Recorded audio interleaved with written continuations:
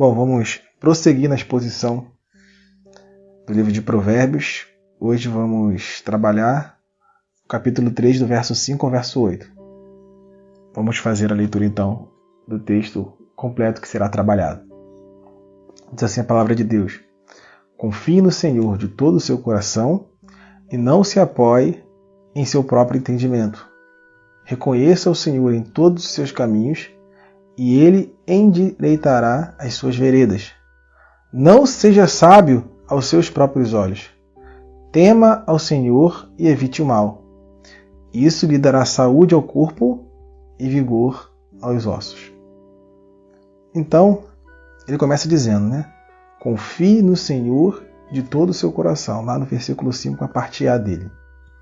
A Bíblia de Genebra vai nos dizer que a confiança aqui em questão é uma confiança baseada numa sensação de segurança, normalmente diante do perigo. Ou seja, o que o texto está nos ensinando é que quando estivermos vivendo momentos de aflições, e esses momentos ocorrerão, nós precisamos confiar no Senhor. Precisamos lembrar que nada acontece longe da vontade de Deus e que Ele nunca perde o controle. Isso irá nos fazer descansar. Um estudioso do Antigo Testamento, chamado Driver, vai dizer que a palavra hebraica traduzida como confiar aqui tinha a ideia original de ficar deitado, indefeso, com o rosto no chão.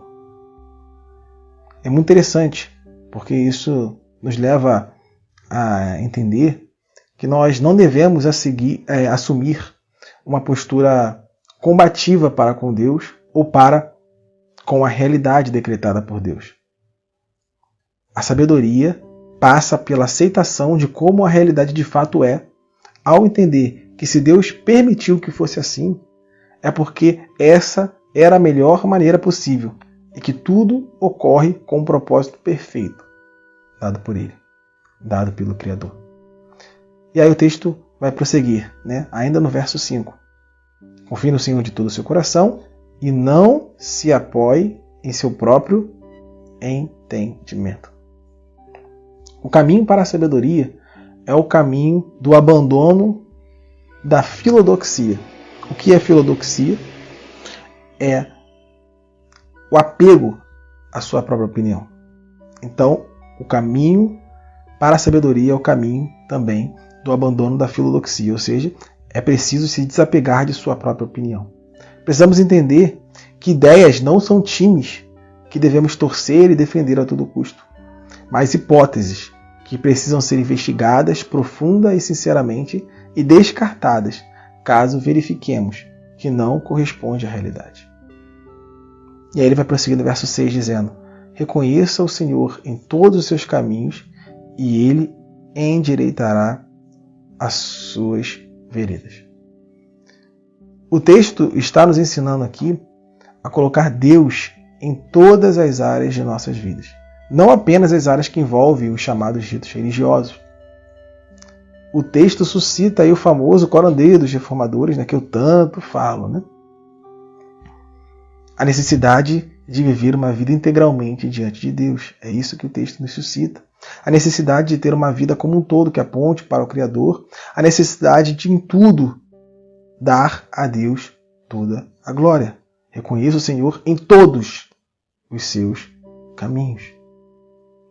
No verso 7 vai dizer: não seja sábio aos seus próprios olhos. Essa é a primeira parte ali. Não seja sábio aos seus próprios olhos. Sempre vale a pena lembrar que nunca devemos perder de vista que o cristianismo é relacional. Não se pode desconectar cristianismo de comunidade. Lembrando disso, entendemos que, como a comunidade cristã te vê, é sempre fundamental para o autoconhecimento. Por exemplo, uma das confirmações de um chamado, de uma vocação, é o reconhecimento da igreja. E de igual forma, o crescimento em sabedoria se percebe pelo reconhecimento da igreja. Não seja sábio aos seus próprios olhos, ele continua. tema ao Senhor. Não seja sábio aos seus próprios olhos, tema ao Senhor. O texto está nos ensinando aqui a não ser prepotente, se achando sábio.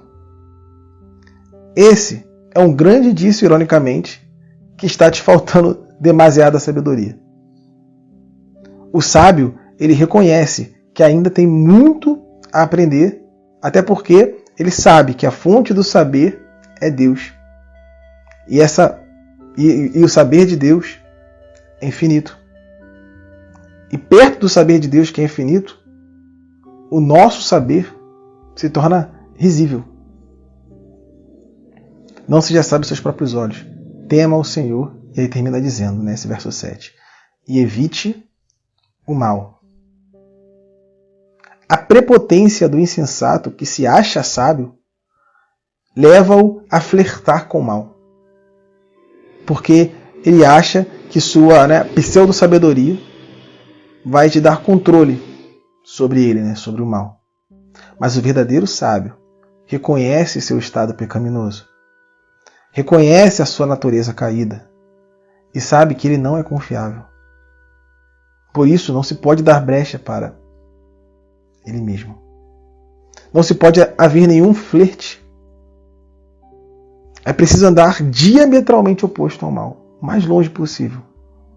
Porque ele sabe que na primeira oportunidade a sua carne cederá. E aí entramos no último verso dessa reflexão dessa noite. Verso 8. Isso lhe dará saúde ao corpo e vigor aos ossos. Olha só que interessante. Ele fala que a sabedoria verdadeira culmina em saúde e vigor físico. Olha só que interessante. Ele está dizendo que uma condição mental está diretamente relacionada a uma condição física. Nós vivemos uma época em que há uma grande promoção da dicotomia mente-físico.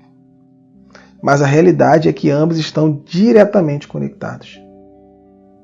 É como um poeta romano uma vez disse, Mens sana e corpore sano. Devemos pedir em oração uma mente sã em um corpo são.